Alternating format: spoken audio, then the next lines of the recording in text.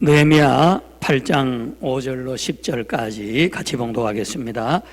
에스라가 온 백성 위에 있었으므로 온 백성의 눈앞에서 책을 펴니 그가 책을 펼 때에 온 백성이 일어서니라. 에스라가 주 곧 위대하신 하나님을 찬송하며 온 백성이 손을 들고 아멘 아멘 하고 응답하며 머리를 숙이고 얼굴을 땅에 대며 주께 경배하였더라. 또한 예수아와 바니와 세레비아와 야민과 야굽과 사브데와 호디야와 마아세아와 그리다와 아사랴와 요사밧과 하난과 블라야와 레위 사람들이 백성으로 하여금 율법을 깨닫게 하였는데 백성은 자기 자리에 서 있었더라. 이와 같이 그들이 하나님의 율법에서 책에서 명료하게 낭독하고 의미를 알려주어 그들로 하여금 그 낭독하는 것을 깨닫게 하니라.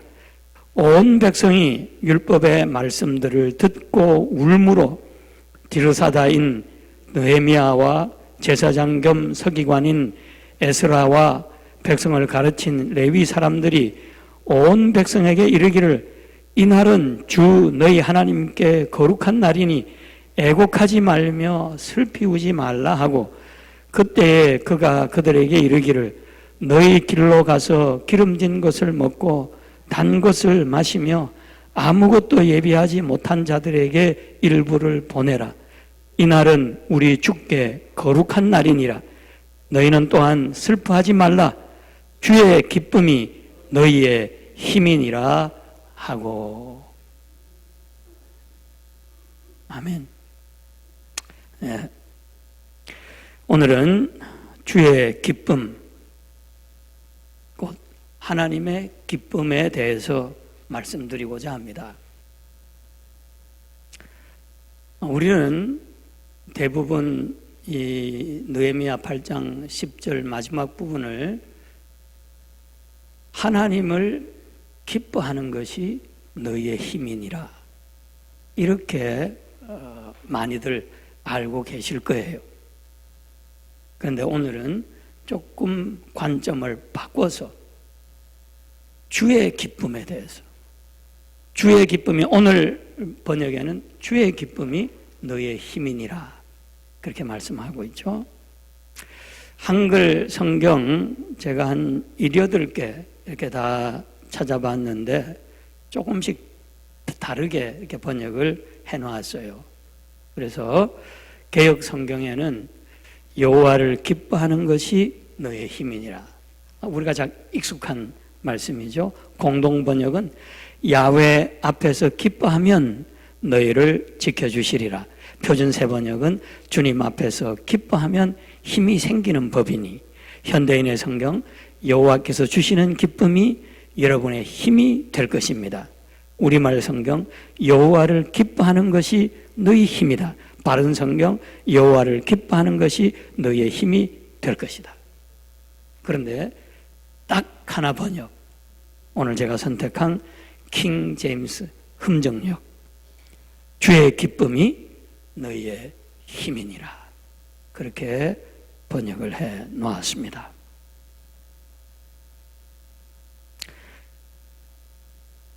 기쁨의 주체를 누구로 보느냐에 따라서 번역이 달라진 것입니다. 다른 모든 번역들은 기쁨의 주체가 우리입니다. 우리가 하나님을 기뻐하는 것이, 우리가 하나님 앞에서 기뻐하는 것이. 그런데 킹 제임스 번역은 우리의 기쁨이 아니라 여호와의 기쁨입니다. 주의 기쁨입니다. 기쁨의 주체가 다르죠. 참고로 영어 성경은 모두 The joy of the Lord is your strength 그렇게 번역을 해놨습니다. 어느 번역이 옳고 어느 게 잘못됐다라고 말씀드리려고 하는 것이 아닙니다. 둘 다 가능한 번역입니다. 둘 다 뜻이 통합니다.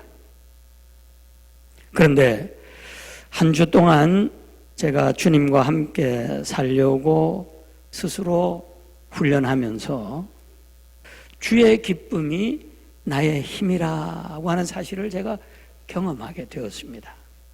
그리고 오늘 목장에서 다룰 교재, 그 교재를 준비하면서 그리고 오늘 본문을 묵상하면서 주의 기쁨이 나의 힘이다라고 하는 사실을 제가 다시 한번 깨닫고 확신을 했기 때문에 킹 제임스 번역을 선택한 거예요.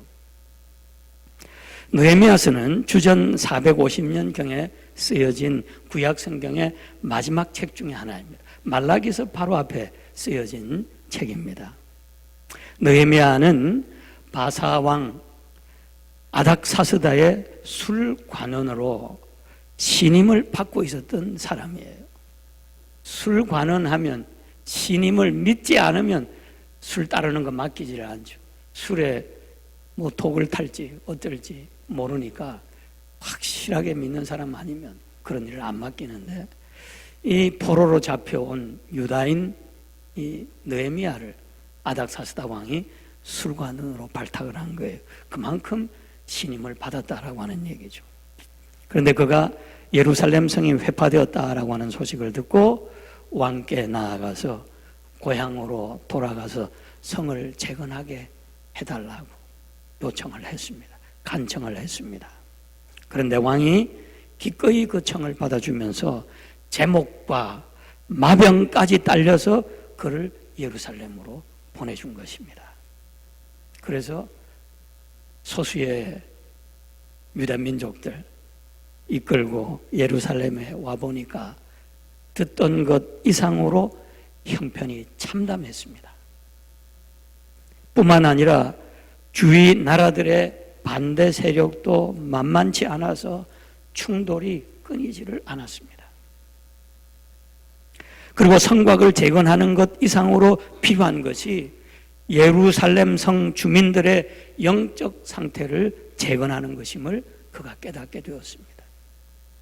바벨론의 포로 생활이 길어지면서 많은 유대인들이 폐허가 된 고향으로 돌아가기보다는 바벨론에 머무는 것을 선호하게 되었고, 그러다 보니 소수의 유대인들만이 예루살렘으로 돌아왔는데 그들조차도 율법에 대해서 잘 알지 못했던 것입니다. 그럴 수밖에 없어요.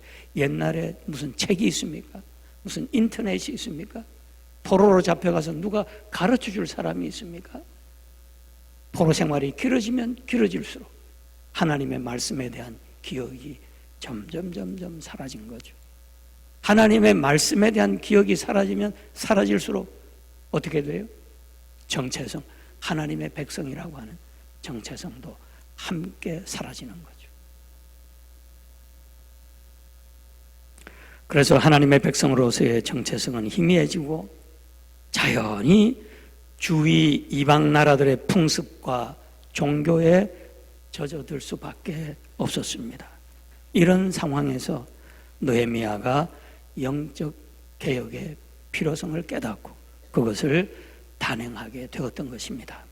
가장 먼저 성벽 재건하는 일에 사마리아인들을 제외시켰습니다.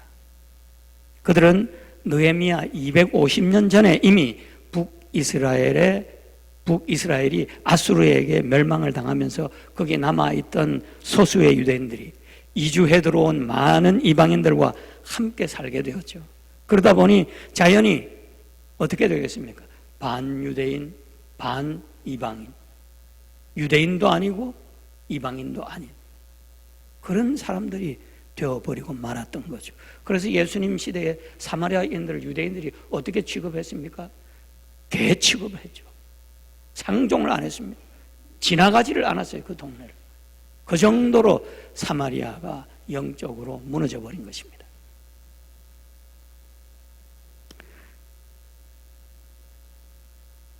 그래서 사마리아인이 제일 먼저 성벽 재건하는 일에 제외되었습니다. 그리고 유대인이라도, 사마리아인 아닌 유대인이라도 이방 여인과 결혼한 사람들은 이혼하도록 했습니다. 그리고 그 자녀들은 버릴 것을 명했습니다. 대단하죠? 참 대단한 결단이요 개혁입니다. 오직 혈통적으로 순수한 유대인들만 모임에, 그들의 모임에, 예배에 참여할 수 있도록 했습니다.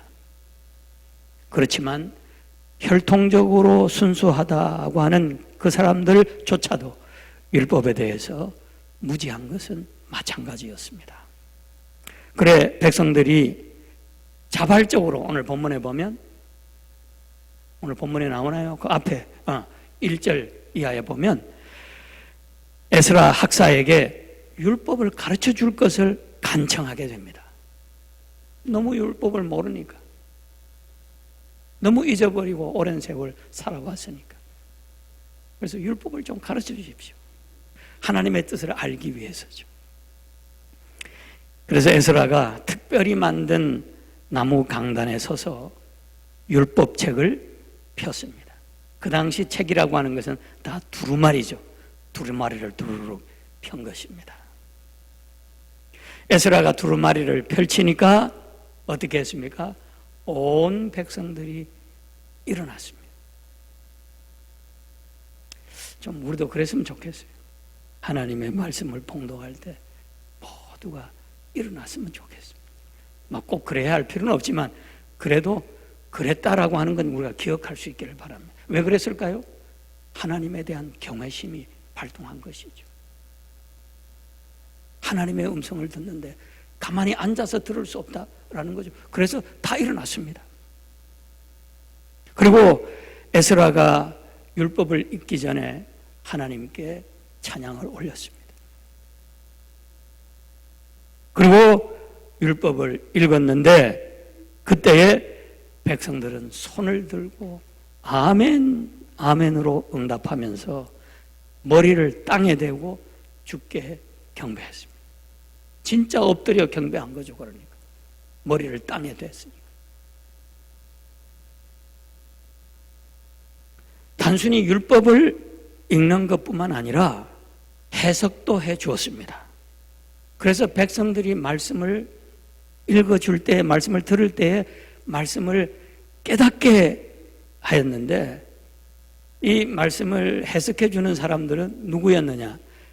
에스라가 여기 섰으면 좌우에 사람들이 쭉 섰습니다. 그 이름들이 오늘 본문에 다 나왔죠. 발음하기도 힘든 이름들이 쭉 나왔는데 그 사람들이 레위인들이었어요. 그 사람들이 해석을 해준 것입니다. 에스라가 말씀을 읽을 때 뭔가 좀 이해하기 힘든 부분이 있으면 그 사람들이 일일이 찾아다니면서 가르쳐 준 거예요.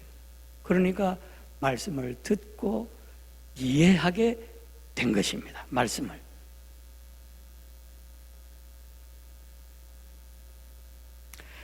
율법을 읽고 그렇게 해석하는데 새벽부터 정오까지, 이 새벽이라고 하는 것은 해가 떠서 책을 펴서 읽을 수 있는 그 시간부터라고 하는 의미입니다. 정오까지 몇 시간쯤 될까요?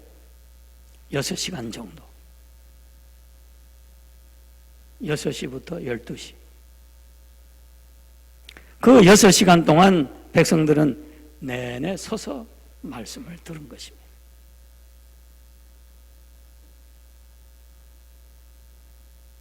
그리고 말씀을 그냥 들은 게 아니에요. 말씀이 깨달아지고 이해가 되니까 울기 시작했습니다. 흐느껴 울기 시작했습니다. 하나님의 말씀 버리고 하나님의 말씀 모르고 살아간 자기들의 생이 너무너무 엉망인 거예요. 자기들이 봐도 너무너무 부끄럽고 한심한 거예요. 조목조목 말씀이 그것을 깨우쳐 주시는데 그들이 울음을 터뜨릴 수밖에 없었던 것입니다. 하나님을 버리고 우상을 쫓아간 자신들이 얼마나 어리석고 무지했던가를 깨닫고 울었습니다. 그리고 그 어리석음과 무지가 가져온 심각한 결과인 예루살렘의 파멸을 눈앞에 보며 울었습니다. 말씀에 순종하여 하나님의 백성으로 약속의 땅에서 하나님의 사랑과 복을 누리며 하나님과 함께 살아야 할 자신들이 이렇게 나라를 잃고 예루살렘 성이 무너져 있는 참담한 심판과 저주의 현실을 그들이 목도하면서 너무나 한심하고 무지한 자신들의 모습을 직시하면서 울 수밖에 없었던 것이죠. 그러자 느헤미야, 에스라 그리고 말씀을 해석해 주었던 레위인들이 온 백성들을 가르쳐 말하기를, 9절입니다. 이날은 주 너희 하나님께 거룩한 날이니 애곡하지 말며 슬피 울지 말라. 또 10절에도 느헤미야가 너희 길로 가서 기름진 것을 먹고 단 것을 마시며 아무것도 예비하지 못한 자들에게 일부를 보내라. 이날은 우리 주께 거룩한 날이니라. 너희는 또한 슬퍼하지 말라. 주의 기쁨이 너희의 힘이니라 말씀한 것입니다.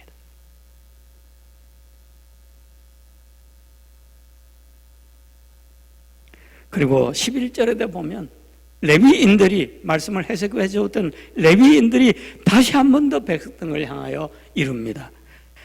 오늘은 거룩한 날이니 너희는 조용히 하고 근심하지 말라. 오늘은 거룩한 날이다. This is holy day to your God. 너희 하나님께, 주 너희 하나님께 거룩한 날이다.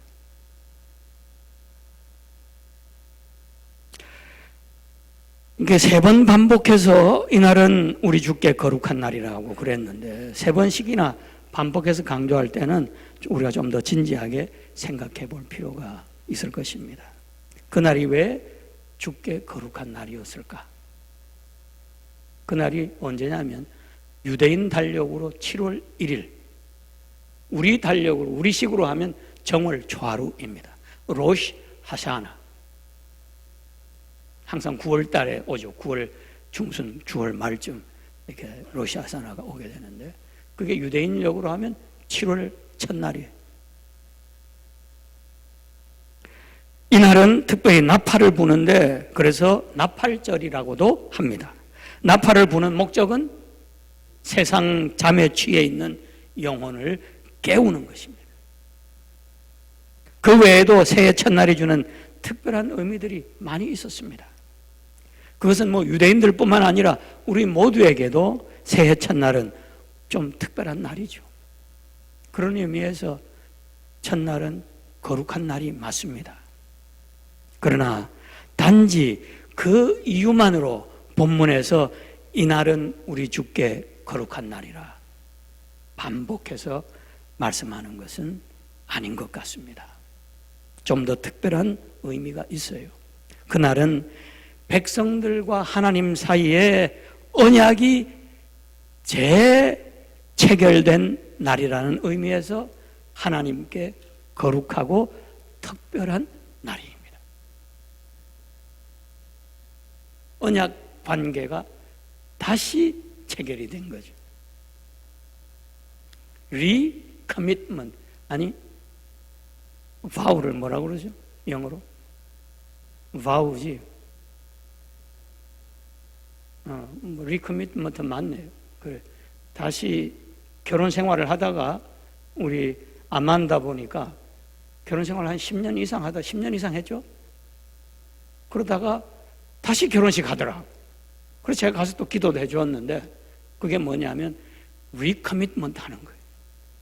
지금까지 결혼식 때 한 서약을 잘 이행해서 이렇게 살아온 것 하나님 앞에 감사하면서 결혼 생활에 행복을 주신 하나님께 감사하면서 그리고 서로에게 감사하면서 다시 결혼 서약을 하는 거예요. 마치 그와 같은 일이 이날 일어난 것입니다. 하나님과 백성들 사이에 혼인 재서약이 이루어진 것이죠. 이스라엘은 하나님께는 신부와 같습니다. 그래서 시내산 언약은 결혼식 서약과 같은 거예요. 거기에 두 가지 핵심 서약이 있었는데, 이스라엘이 율법을 잘 듣고 순종하면 그들이 하나님의 백성이 되고 하나님은 그들의 하나님이 될 것이다 라고 하는 것 첫째. 그리고 두 번째는 젖과 꿀이 흐르는 약속의 땅을 너희들에게 주겠다 하는 약속이죠. 그러니까 약속의 땅에서 하나님과 이스라엘이 남편과 신부처럼 살 것에 대한 서약이었던 것입니다. 그런데 이스라엘이 하나님을 저버리고 이 쓸모없고 무가치한 애인하고 눈이 맞아가지고 도망을 가버린 거예요. 아내가 도망을 바람이 난 거죠. 그래서 수백 년 동안 하나님께서는 자비와 사랑으로 인내하시고, 또 때로는 경고도 하시고, 또 때로는 호소도 하셨지만 소용이 없었습니다. 백성들은 돌아올 기미를 보이질 않는 거예요. 결국 하나님께서 신부를 내버리셨습니다. 그게 뭐예요? 북이스라엘 아수르에게 멸망당하고 포로로 잡혀가고, 남유다 바벨론에게 함락당하고 초토화되고 끌려가고, 그렇게 하나님이 신부를 버리신 거예요. 내버리신 거예요. 아수르와 바벨론의 포로가 돼서 포로 생활을 하는데 참으로 참혹한 노예 생활이죠. 나라도 없이 성전도 없이 이제 하나님과 어떻게 관계를 맺을 수 있었겠습니까? 그 위대하고 특별했던 하나님과의 혼인 관계가 그렇게 신부의 불륜 행각으로 깨지고 만 것입니다. 하지만 하나님께서는 집 나간 탕자를 기다리시듯이 불륜 아내가 돌아오기만을 그렇게 기다리셨던 것입니다. 그런데 이게 웬일입니까? 이게 웬일입니까? 그토록 고집하며 불륜에 불륜을 거듭하며 돌이킬 기미조차 안 보이던 이스라엘에게 이상한 일이 일어나기 시작한 거예요. 에스라와 레위인들이 율법을 낭독하고 해석해 줄 때에 그 말씀을 깨닫기 시작하더니, 진짜로 깨닫기 시작하더니, 말씀이 깨달아지니까 눈이 열려 자신들의 어리석고 망령된 삶이 보이기 시작했던 것입니다. 그렇게 훌륭한 남편을 두고 무가치한 연인들에게 빠져 산 자신들의 삶이 너무너무 부끄럽고 한심스러워서 울음을 터뜨리기 시작했고, 남편 볼 면목이 없어 흐느껴 울기 시작했던 것입니다.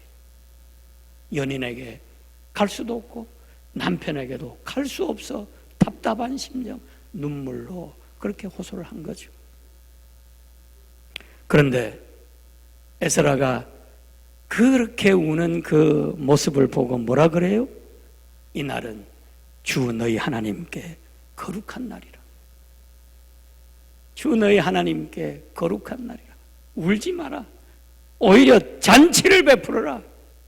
좋은 기름 골라서 살을 떼서 뭐 필레미뇽 같은 거 이렇게 좋은 것만 골라서 오늘은 먹자. 그렇게 권면을 하고 있는 거예요. 왜요? 하나님께서 그 불륜의 신부를 다시 받아들이며 혼인의 서약을 다시 맺은 하나님께 최고의 기쁨의 날이요, 그래서 하나님께 거룩한 날이라는 것입니다. 백성들의 슬픔의 눈물이 하나님께는 더 없는 기쁨이 되었던 거죠. 그러니까 뭐예요? 더 이상 슬퍼하지 말고 혼인잔치를 다시 베풀라는 것입니다. 백성들의 슬픔이 하나님의 기쁨이 되었고, 그래서 부부관계가 깨끗이 회복되었으니 혼인잔치를 준비하라는 것이죠. 슬픔을 잔치로, 후회와 절망을 기쁨으로 변화시키는 힘, 그 힘이 바로 주의 기쁨이라는 것입니다. 주님이 기뻐하실 때 그런 놀라운 변화들이 일어나는 것이고, 그런 놀라운 변화들이 일어날 때 주께 거룩한 날이 되는 것이고, 그럴 때 그것이 우리의 힘이 된다. 그런 의미예요. 지난 한 주간 하나님과 함께 식사한다는 게 무엇을 뜻하는 것일까 곰곰이 생각해 보았습니다. 그렇게 훈련하기로 작정하고 여러분에게도 권하고 밥 먹는 것도 하나님과 함께 먹자. 그런데 구체적으로 뭘 의미하는 것일까? 저도 스스로 찾아가는 거예요. 하나님을 의식함으로 식탁 예절이 달라지고 대화의 톤과 내용이 달라지고 보다 조용하고 질서 있는 분위기 뭐 이런 것들을 떠올릴 수 있었습니다. 그런 것도 좋은 것들입니다. 그러나 그게 목적은 아니에요. 그냥 부산물일 뿐이지. 그러다가 한 가지 좀 엉뚱한 생각을 하게 되었는데 식사를 하면서 예수 그리스도를 먹어야 한다라고 하는 생각이었습니다. 육신이 식사를 하는 동안에 영혼은 생명의 떡인 예수 그리스도를 기억해야 한다라는 것이죠. 그러면서 그렇게 숟가락을 뜰 때마다 주님을 생각할 수 있는데 내가 너무나 많은 밥술을 낭비했구나 하는 생각을 하게 되었습니다. 밥 한 술 떨면서도 예수님을 기억하고 영혼의 생명의 떡인 예수님을 생각할 수 있는데 그런 기회들을 우리는 그냥 밥 먹는데 바빠가지고 식욕을 해결하는데 바빠가지고 꿈에도 생각하지 못하고 그냥 식사한 거죠. 얼마나 많은 밥술들을 우리가 낭비했는가 한번 여러분 한번 세어보세요. 그래서 내가 밥술 뜰 때 생명의 떡을 기억해야 되겠다. 내 육신의 양식을 찾을 때 내 영혼은 생명의 떡을 향해야 되겠다. 그런 생각을 하게 되었어요. 그러니까 조금 진전이 있는 것 같아요. 하나님과 함께하는 식사가 하나님이 이렇게 인도해 주시는구나. 소망을 가지게 되죠. 그리고 또 하나 하나님의 임재를 연습하는데 그래서 하나님을 생각하면서 묵상하는 거죠.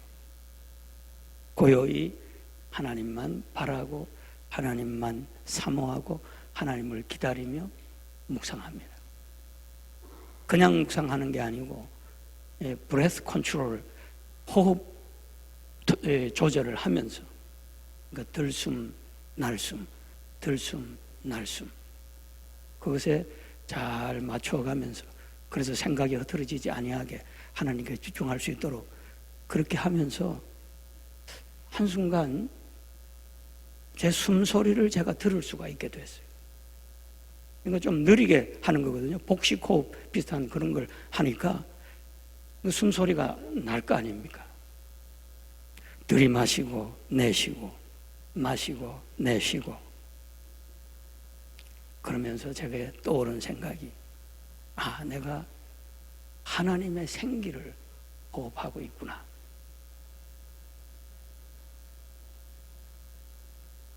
하나님께서 창세기 2장 7절이죠. 하나님께서 땅의 흙으로 사람을 지으시고 생기를 그 코에 불어 넣으시니 사람이 생명이 되니라 그랬습니다. 그러니까 우리가 숨을 들이마실 때마다 하나님의 생기를 호흡한다 해도 과히 틀린 말이 아니에요. 그러니까 호흡하는 그것까지도 낭비할 필요가 없다라는 거죠. 숨을 들이마시면서 내 코에 생기를 불어넣어 주시는 내 코에 성령을 불어넣어 주시는 하나님을 느낄 수 있는 거죠. 그렇게 하나님 임재를 느끼고 하나님과 함께 살아가는 훈련을 하게 된 것입니다. 그러니까 어느 정도 제게 진전이 있은 거예요. 그러면서 제게 떠오른 생각이 뭔지 아세요? 내가 이렇게 마음을 하나님과 함께 하려고 마음을 쓰는 것, 이 자체가 하나님께 기쁨이 되는 것이구나.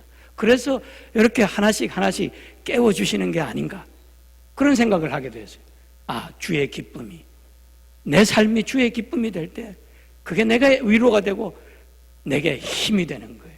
계속해서 하나님과 걸어갈 수 있는 힘을 내게 주신다라고 하는 것을 발견하게 된 것입니다.